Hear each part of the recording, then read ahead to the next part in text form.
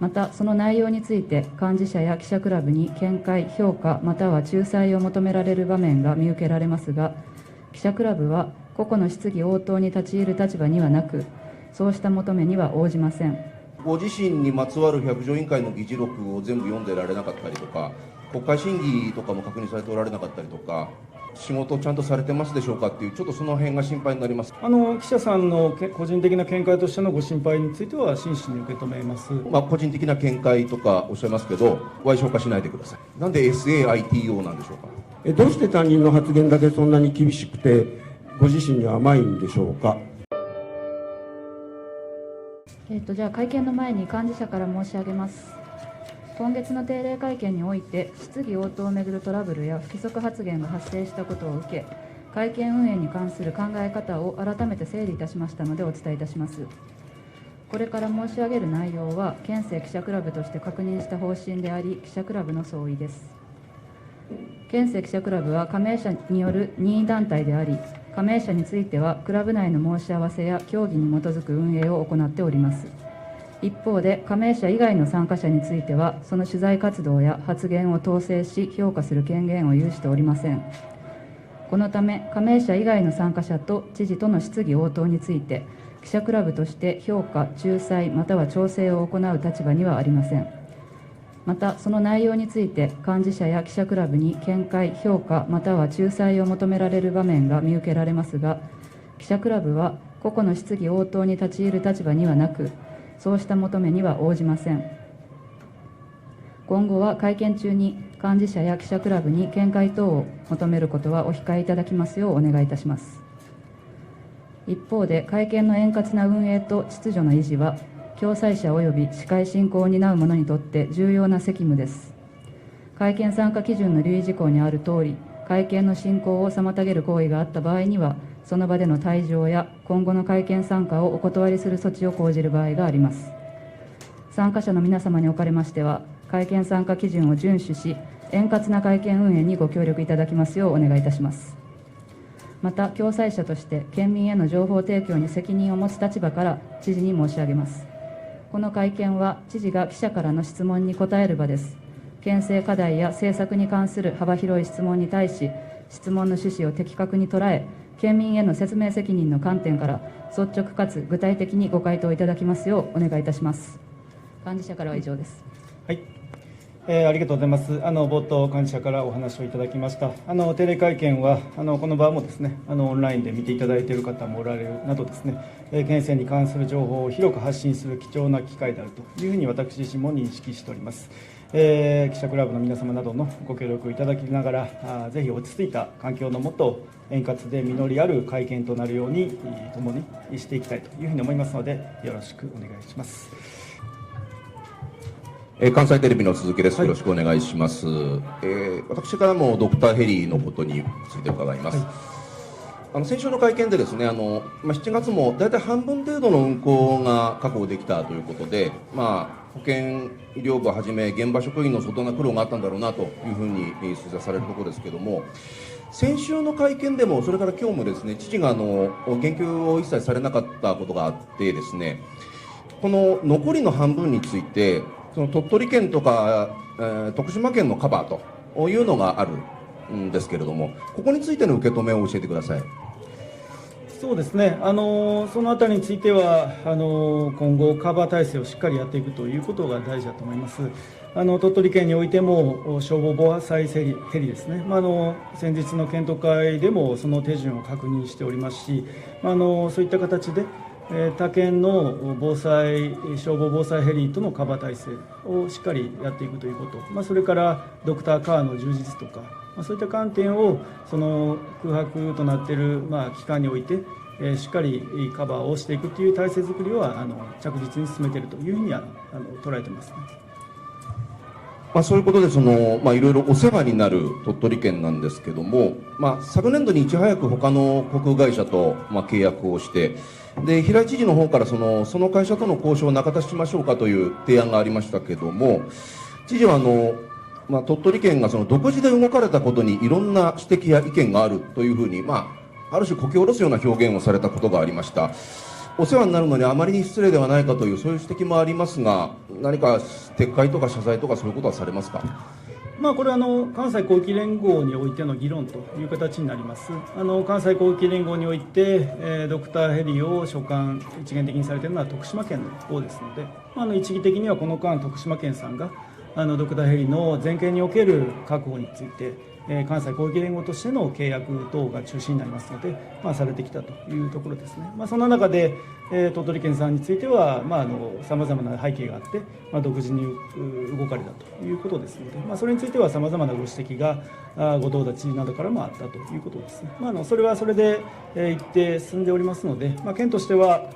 今回の鳥取県のご協力にも心から感謝を申し上げつつですね、まずは田島地域の3府県ヘリの安定的な確保に向けて引き続き連携をしていきたいというふうには考えています。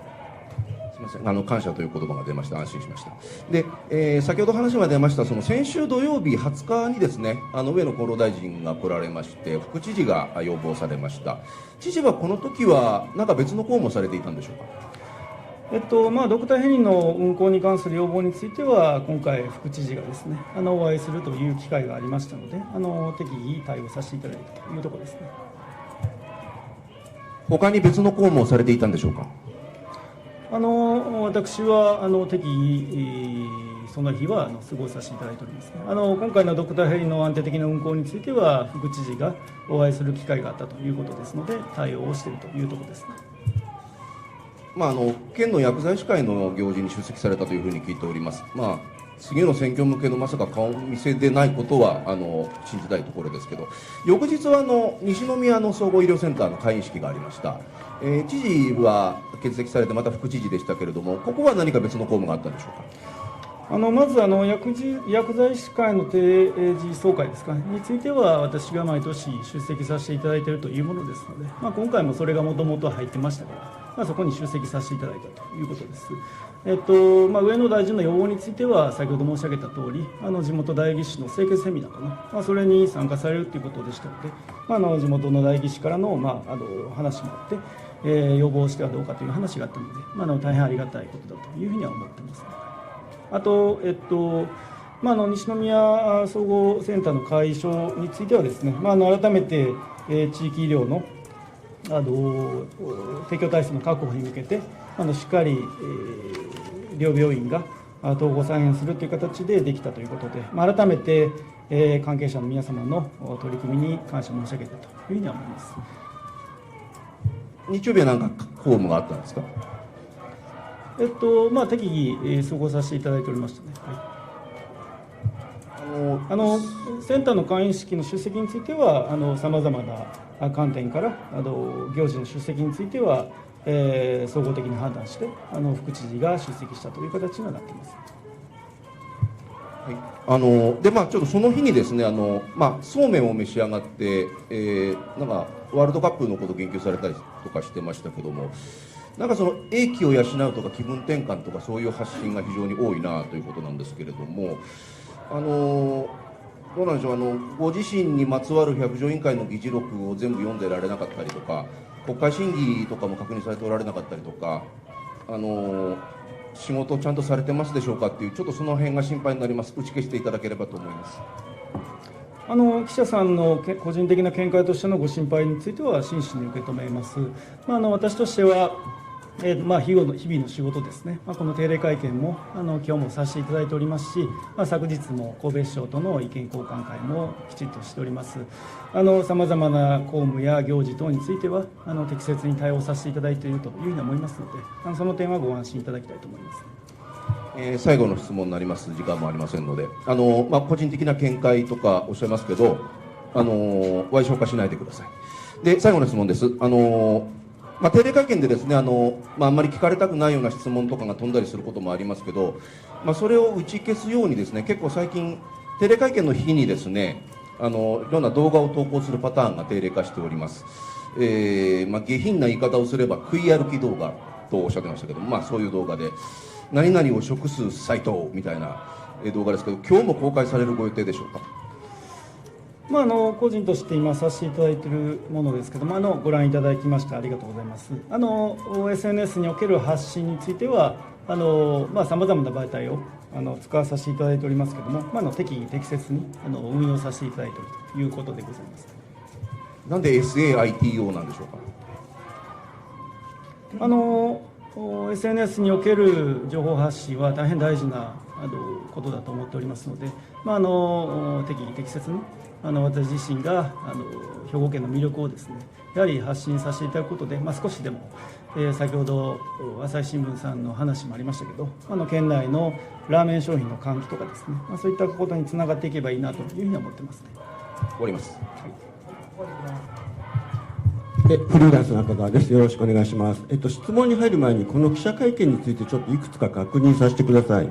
6月10日の記者会見の冒頭で知事は私の方からも一言とルール述べられた中で、この記者会見についてはやめるべきだというご意見もあるということを承知しておりますとおっしゃられました。私そんな意見聞いたことないんですけれども、これ誰の意見なんですかね。さまざまな形でさまざまな意見があるということですね。差別発言を繰り返す一部の斉藤知事の支持者の方が SNS でそう発信しているのは確認できたんですけれども、そのことを指しているのでしょうか。会見というものは大変貴重な機会であるというふうに考えております。会見の在り方についてのさまざまなご意見やご指摘があるということも承知しております。わかりました。そもそも知事はこの記者会見何のために行われているとお考えになっているのでしょうか。やはり定例記者会見というものは県政に関する情報を広く県民の皆様に発信する貴重な機会だというふうには考えています。記者さんと対してこのように今日もさまざまな情報をですね、発信させていただいて、質疑をさせていただくということと同時にこれは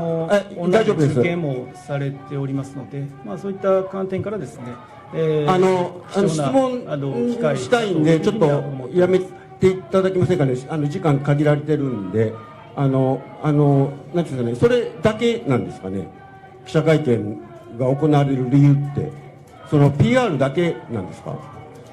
ですから繰り返しになって申し訳ないんですけど、じゃあ繰り返しだったらいいんです。県政に関する情報を広く発信していくと、そして記者クラブなどの皆さんからのですね質疑を受ける形で、県政に関する情報を広く発信していくという貴重な機会だというふうに思います。それも分かるんですけど、それだけじゃないんですよ。国民の知る権利に応えてね、政治家自身が政策や行政の現状について説明責任を果たす存在なんですよ。メディアを通じて政治権力が適正に行使されているか監視する役割が一番重要なんです。日本中の政治家で PR のために記者会見をやってるなんていう人は斉藤知事以外にいないと私は確信するんですけれども、民主主義の在り方への理解としてそれで大丈夫ですか。今日も県政の、3つの施策に関する説明をさせていただきました。やはりこの会見の場というものはご指摘いただいた通り、県政の情報発信をしっかりさせていただくという場だというふうに思ってますし、それだったらね、記者クラブの皆さんとの質疑を通じて政策に関するやはり、説明をですね、させていただく。ここにいる記者さんは PR マンじゃないんですよ。報道機関なんです。それ県政の広報のために我々が記事書くんだったら記事の上に PR って書かなきゃダメなんですよ。いいや。知事は説明責任があるということをお伝えした上で質問に入ります。知事が菅野保君を刑事告発した件の関連なんですけれども、民事訴訟を提起されるご予定とかおつもりっていうのはあられるんでしょうか。ご指摘いただいた件については個人的な件に関するこの場で起こった出来事についての質問なので、コメントは時間がないんだから申し訳ないですけど、ポッチあるんでロスタイム計上しますよ。質問したことに答えてください。この場で起こった出来事についての質問なので答弁拒否は許されない、説明責任がありますって言ってるんですけど、前回もお答えさせていただいている通り個人的な件に関することですので、分かりました。コメントは答弁拒否ということで代理人の方に聞いていただければと思いますね。はい、わかりました。知事は6月3日の菅野君の当該発言に対して、今の発言を取り消さない限り、私はこの場でこれで退席させていただきますとおっしゃいました。そんな知事は2024年11月10日の姫路の立ち会い演説会で、なぜか知事が着替えの場を用意されていなかったから激怒したというような、そういったことをやっぱり一部の地元県議が広めている、これは本当に残念だと竹内秀明議員についてデマを飛ばされました。今年の1月28日に松本はじめさんが、2月4日に私が撤回なさいませんかとお尋ねしましたが、まともにお答えになりませんでした。どうして担任の発言だけそんなに厳しくて、ご自身には甘いんでしょうか。この記者会見においても、県政に関する情報を発信するために、いろいろやり取りをさせていただいております。さまざまなご指摘は真摯に受け止めたいというふうに思いますが、しっかり県政を前に進めていきたいというふうには考えています。6月17日の記者会見で神戸新聞さんが、百条委員会の議事録というのは知事はすべて目を通されましたでしょうかとお尋ねになった際、すべて目を通しているわけではないですねとお答えになられました。去年3月19日、百条委員会の報告書が議会に出された直後の会見で、知事は一つの見解と何度も連呼されているんですけれども、議事録を読まずに一つの見解だと決めつけられたということでいいですね。百条委員会については、関係する議員の皆様などですね、議論を、そして審議をいただいたということは感謝申し上げたいと思いますし、百条委員会の結果についてはですね、真摯に受け止めたいというふうに思います。議事録を読まずに一つの見解だと決めつけられたということでいいですねっていうふうにお尋ねしてお答えになっていらっしゃらないんですけれども、これ議会をバカにしてるとしか普通考えられないと思うんですけど、そういうわけじゃないんですね。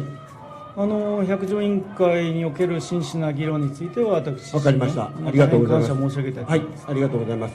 6月10日の共同通信さんの質問に対して、他の方もいらっしゃいますので、じゃああと2つですね。西播磨県民局長の告発文書について、真実相当性が確認できなかったからですね、公益通報者保護法上保護される3号通報ではないとはっきり言い切られました。でも2024年の9月6日の百条委員会では、片山副知事を含めた協議について奥谷委員長から、公益通報者保護法にかかる協議はされたんでしょうかと尋ねられたときに、知事はそういった協議はしていないと思いますとお答えになっています。告発者探索を禁止した公益通報について協議してないとおっしゃりながら、後になって真実相当性が確認できなかったっていうのはちょっと矛盾してるんですけれども、ご説明していただけませんでしょうか。文書問題に関する件については、これまでも議会等でもこの場でも説明させていただいておりますので、県としては質問に答えていただけませんかね。対応してきたというところですね。百条委員会でもなんていうんですかね、真実相当性まではおっしゃってないんですよ、知事。でもこの前ここおっしゃったんでね、それが百条委員会での答弁と矛盾してるんで説明してくださいって言ってるんですけど、その件についてはこれまで申し上げている通り、これまで申し上げてないことを言われたからお尋ねしています。適正適切に対応してきているということでございます。その件についてはこれから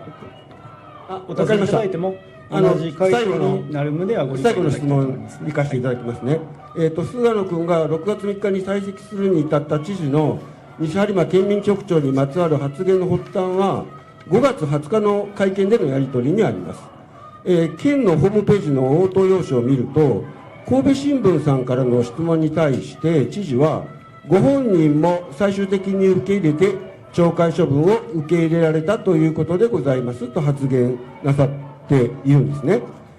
県民局長は決して受け入れられていないので、これ自体も死者の魂を愚弄する発言なんですが、実は県のホームページにある応答用紙は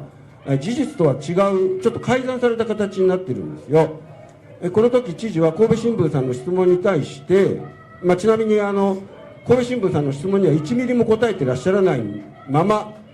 ご本人などもですね、ご本人もそれを最終的に受け入れてとおっしゃってるんです。ご本人なども、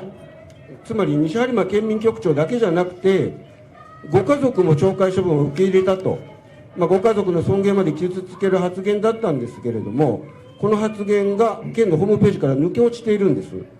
この削除って知事が指示されたからこうなったんですか？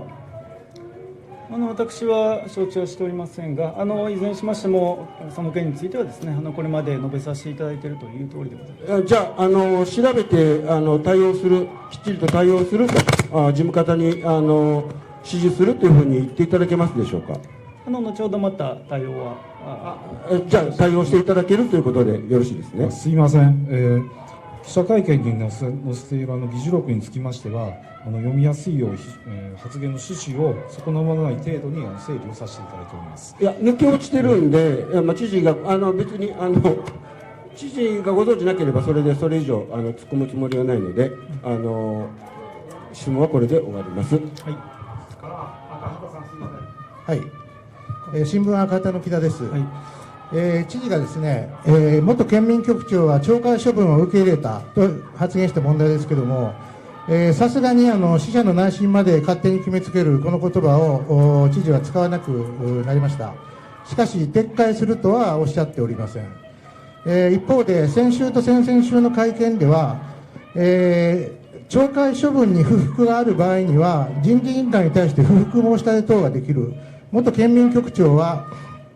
不服申し立てなどはされておらず、処分としては確定していると5、6回繰り返されましたね。不服があれば申し立てできるけれども、元県民局長は不服はなかったので申し立てしなかったかのように、繰り返されましたね。この点をお聞きします。知事、元県民局長は懲戒処分に不服はなかったとお考えですか？地方公務員が、懲戒処分に不服がある場合には人事委員会に対して、不服申し立てができるということですね。はい、その論理でいくと、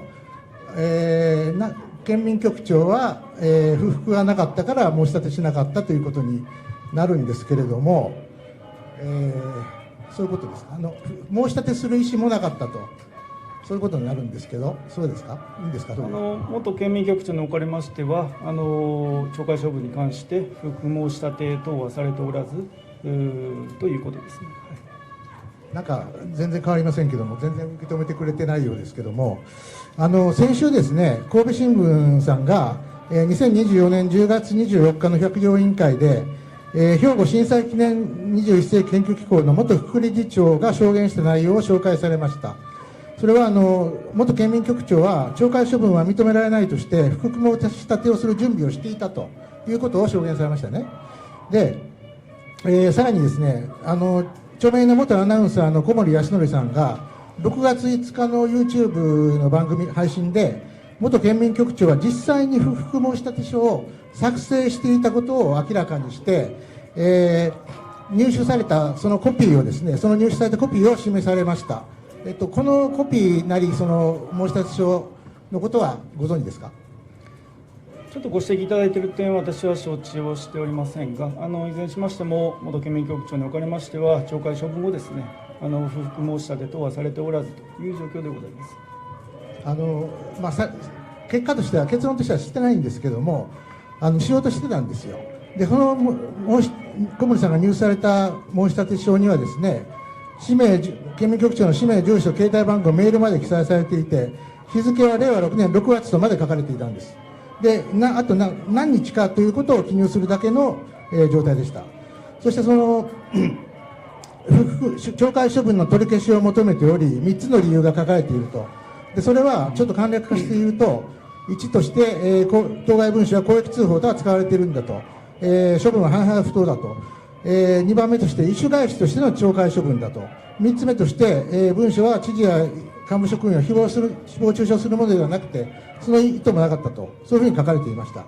で、これは先ほどの百条理での元副理事長の証言した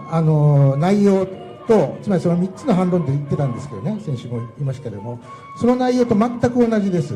ですから、元県民局長は懲戒処分に不服であり、実際に申し立ての準備をしていたことは明らかじゃないですか。ご指摘いただいている点、ちょっと承知してませんので、いずれにしましても、元県民局長におかれましては、懲戒処分後ですね、不服申し立て等はされていないということですね。だからそのね、されていないことをもって不服がなかったとか申し立てする意思がなかったかのようにね、語るのは明らかに虚偽ではないかと。ましてや懲戒処分を受け入れたなどということはもう絶対にありえないわけです。で、ご自身の発言がね、不適切だと、あるいは間違っているとして撤回する、意思はありませんか。その件に関しましては、これまで申し上げさせていただいている通りですので、ご理解いただきたいと思います。結局ですね、知事は元県民局長が亡くなったことをもって、申し立てをしなかった、